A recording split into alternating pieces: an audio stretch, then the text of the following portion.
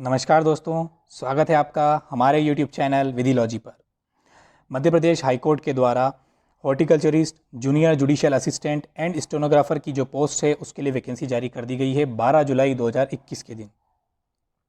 इसके लिए जो फॉर्म भरने की जो प्रारंभिक दिनांक है वह है 30 जुलाई 2021 और जो लास्ट डेट है वह है 30 अगस्त 2021।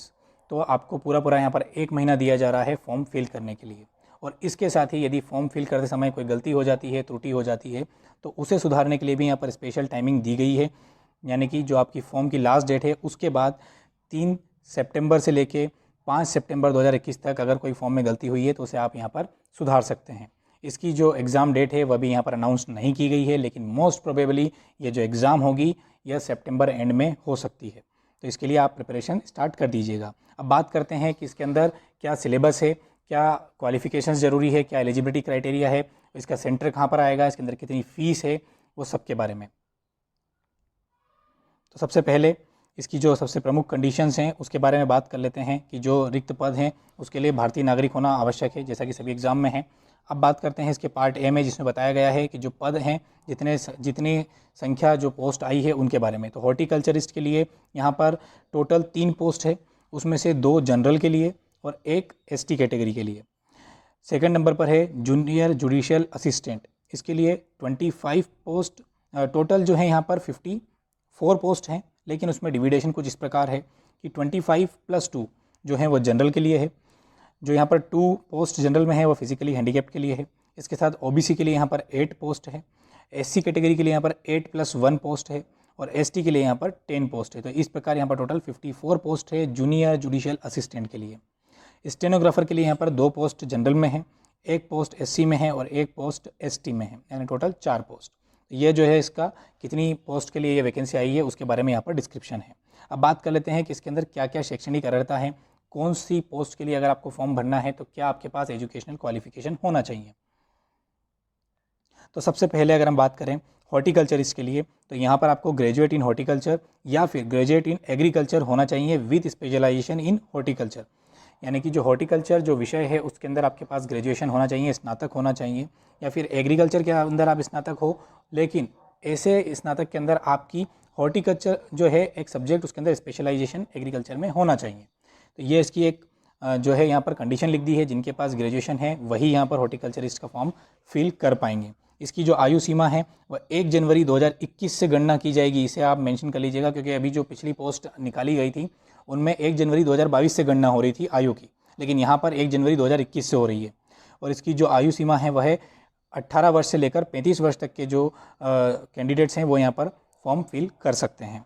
इसके बाद हम बात करते हैं तो इसके अंदर जूनियर जुडिशियल असिस्टेंट के बारे में। तो इसके graduate from any recognised university, यानी कि वह स्नातक होना चाहिए किसी भी विषय में। दूसरा, passed typewriting examination in English and Hindi languages from any recognised board of shorthand and typewriting examination for valid CPCT score card from Madhya Pradesh agency for promotion of information and technology. इसमें ये बोला गया है कि जो exam आपके लिए यहाँ पर निकाली गई है उसके लिए जो कैंडिडेट है उसे ग्रेजुएट भी होना चाहिए। इसके साथ ही जो टाइप राइटिंग एग्जामिनेशन है उसके लिए उसके पास उसका सर्टिफिकेट होना चाहिए। जो यहाँ पर लिखा गया है कि इंग्लिश और हिंदी बोथ, यानी कि दोनों लैंग्वेज के अंदर उसके पास यहाँ पर सर्टिफिकेट होना चाहिए, सिर्फ एक लैंग्वेज से यहाँ पर आप एलिजिबल नहीं होते। इसके साथ ही एक और जो इसके अंदर कंडीशन लिखी गई है कि 1 year diploma in computer application from the institution recognised by the government of Madhya प्रदेश।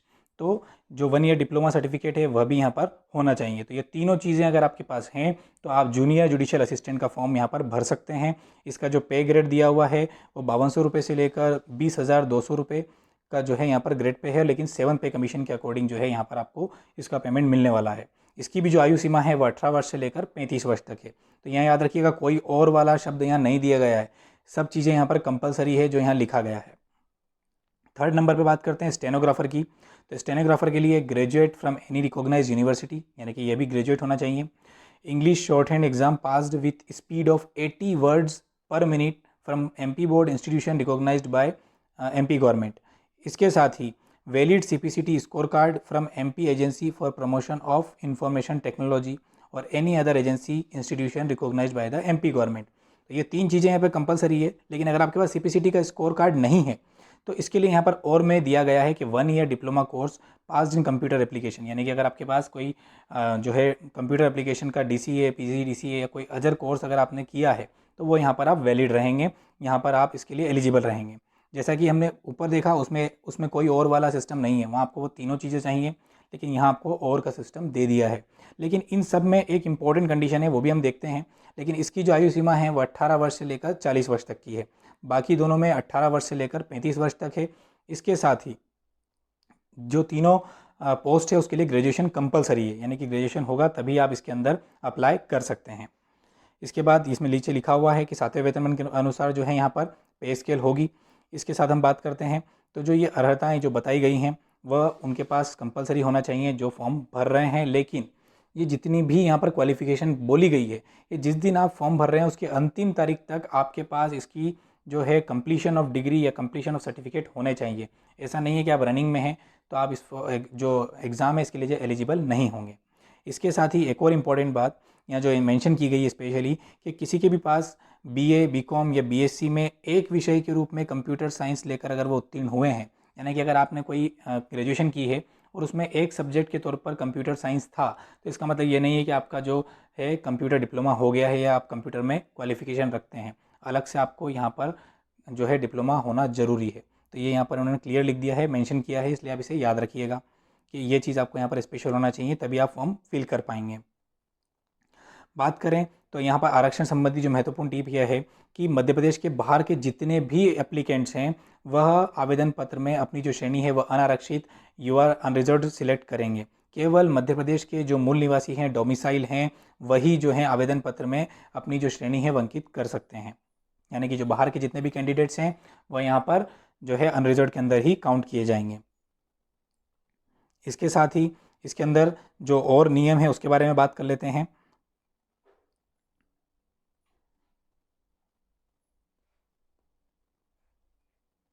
इसका जो आवेदन शुल्क है वह अनारक्षित के लिए जो रहेगा 922 रुपये 16 पैसे।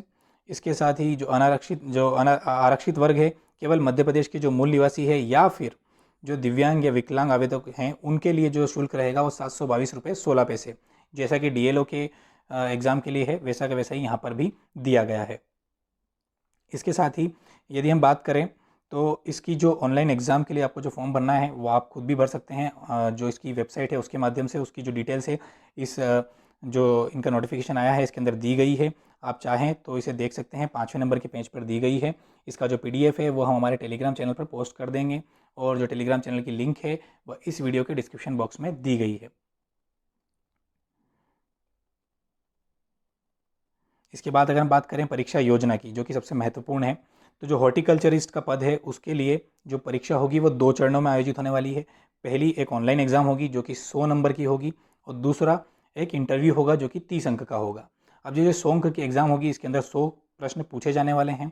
इसमें से 85 यानी कि 85 क्वेश्चन जो होंगे वो हॉर्टिकल्चर से रिलेटेड होंगे और बाकी के 15 जो होंगे वह बेसिक नॉलेज या बेसिक जनरल नॉलेज से रिलेटेड होंगे। तो ये 100 नंबर का यहाँ पर प्लान है। इसमें आप क्वालिफाई होते हैं तो 30 नंबर का साक्षात्कार रहेगा, यानी कि इंटरव्यू रहेगा। तो इसके बारे में ये है। उसके बाद अगर हम बात करें जूनियर जुडिशियल असिस्टेंट और स्टेनोग्राफर की, तो इसके अंदर सिर्फ एक ही एग्ज़ाम होने वाली है और जो एक एग्ज़ाम होगी यह 100 अंक की होगी, यानी कि 100 नंबर की होने वाली है। इसके अंदर कोई इंटरव्यू का प्रावधान नहीं किया गया है। परीक्षा केंद्र की अगर हम बात करें तो इसमें क्लियरली मेंशन किया गया है कि परीक्षा केंद्र जो होगा वह जबलपुर ही होगा, लेकिन विशिष्ट परिस्थिति के अंतर्गत जो है भोपाल, इंदौर एवं ग्वालियर को परीक्षा केंद्र बनाया जा सकता है। तो पॉसिबिलिटी है कि ये 3 भी इसके अंदर बनेंगे हार्डली, लेकिन जबलपुर इन्होंने मेनली उसमें मेंशन किया है। जो पाठ्यक्रम होगा उसके बारे में हमने आपको बता ही दिया है और इसके अंदर डिस्क्रिप्शन में दिया गया है कि जो हॉर्टिकल्चरिस्ट है उसके लिए आपको 120 मिनट दिए जाएंगे, 2 घंटे का पेपर होगा, 100 क्वेश्चन होंगे। जूनियर जुडिशियल असिस्टेंट जो है उसके अंदर इन्होंने स्पेशली डिसाइड कर दिया है, जैसा कि हमने आपको बोला हिंदी और इंग्लिश दोनों कंपलसरी है, तो वही यहाँ पर दिया हुआ है कि हिंदी टाइपिंग के लिए 300 वर्ड्स दिए जाएंगे, इंग्लिश टाइपिंग के लिए 350 वर्ड्स और general English and computer knowledge. अब इनके लिए भी स्पेशली मेंशन किया गया है कि हिंदी टाइपिंग के लिए आपको यहाँ पर 10 मिनट, इंग्लिश टाइपिंग के लिए भी आपको 10 मिनट और general English and computer knowledge के लिए 20 मिनट यहाँ पर दिए जाएंगे। टोटल 40 मिनट्स का यह जो है पेपर होगा। यहाँ मेंशन किया गया है कौन कौन सी चीज़ कितने नंबर की है। 40 नंबर की आपकी हिंदी टाइपिंग, 40 नंबर की इंग्लिश टाइपिंग और 20 नंबर के general English and computer knowledge. ये सभी जो है MCQ पैटर्न पे होने वाला है, लेकिन जो टाइपिंग है उसके लिए आपको स्क्रीन पर यहाँ पर दे दिया जाएगा, जो इसका पैराग्राफ होगा उसे देखकर आपको ये जो है टाइपिंग करनी है। स्टेनोग्राफर की अगर हम बात करें तो इंग्लिश स्टेनोग्राफी टेस्ट जो होगा उसमें 400 वर्ड्स यहाँ पर आपको टाइप करने होंगे, और उसके लिए जो समय होगा वो कुछ इस प्रकार है कि 5 मिनट आपको डिक्टेशन टाइम होगा, जिसमें आपको एक बुकलेट दी जाएगी। उस बुकलेट में आपको जो डिक्टेट किया जाएगा उसे राइट डाउन करना है। और याद रहे दोस्तों कि ये जो आप यहाँ पर राइट डाउन करेंगे उसमें कोई मिस्टेक नहीं होना चाहिए, क्योंकि जो बुकलेट आप यहाँ पर राइट डाउन करने वाले हैं, अगर उसमें कोई कॉमा की मिस्टेक होती है, स्पेलिंग मिस्टेक होती है, या फिर आप उसको ज़्यादा लॉन्ग हैंड पे लिख रहे हैं, तो उसके भी नंबर यहाँ पर कटने वाले हैं। तो इसलिए यहाँ पर आपको बहुत ध्यान रखना है स्टेनोग्राफर के केस में। तो इसका जो डिस्क्रिप्शन है यहाँ दिया गया है, आप इसको PDF में डाउनलोड कर देख लेना।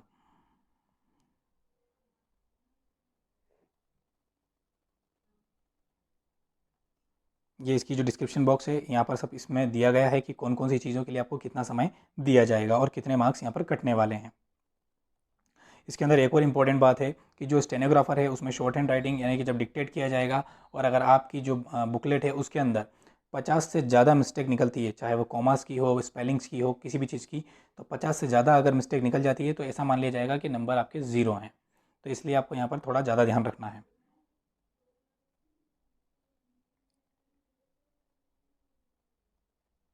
ये टाइपिंग की मूल्यांकन पद्धति के बारे में भी यहाँ पर दिया गया है, जिसे आप एक बार देख सकते हैं। इससे आपको पता चल जाएगा कि वहाँ पर आपको किस तरीके से टेस्ट देना है। जैसे कि लिखा हुआ है कि अभ्यर्थी को टाइप किए जाने वाला matter text content computer screen पर ऑनलाइन दिखाई देगा, जिसे देखकर आपको टाइपिंग करना है। स्क्रीन पर जो है आपका जो टाइम है वो चलता रहेगा, जैसा आपको पता चल जाएगा कि कितने शब्द आपको लिखना बाकी हैं और कितना समय बचा है। तो ये सारी चीज़ें आपको यहाँ पर देख लेना है, एक बार रीड कर लेना है, इसका जो सिलेबस है उसके बारे में देख लेना है।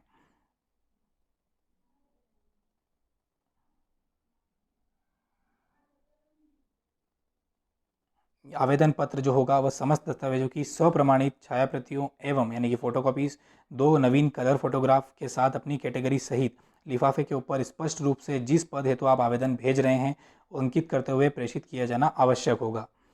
यहाँ पर ये आपको क्लियरली मेंशन किया गया है। आवेदन का प्रारूप मध्य प्रदेश उच्च न्यायालय की वेबसाइट पर अपलोड किया जाएगा। तो आवेदन पत्र परीक्षा सेल द्वारा निर्धारित की गई तिथि में आवश्यक रूप से प्रिंसिपल रजिस्ट्रार प्रशासनिक भवन के नाम से आपको भेजना है। तो इसका जो आवेदन पत्र है वो आप वहाँ से MP हाईकोर्ट की जो वेबसाइट है आप वहाँ विजिट करिए। वहाँ पर आपको एग्ज़ाम जो उसका एग्ज़ाम पॉइंट वहाँ पर दिया हुआ है उस पर क्लिक करेंगे। वहाँ से आप जो है उसके फॉर्म पे पहुंच जाएंगे। वहाँ से आप उसका फॉर्म डाउनलोड कर सकते हैं, उसको फिल कर सकते हैं, उसे यहाँ पर जो एड्रेस दिया गया है इस पर भेजना है। प्रिंसिपल रजिस्ट्रार प्रशासनिक भवन उच्च न्यायालय मध्य प्रदेश जबलपुर।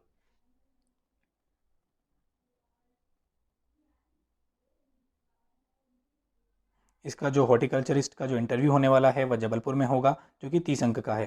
तो ये भी यहाँ पर क्लियरली मेंशन कर दिया गया है।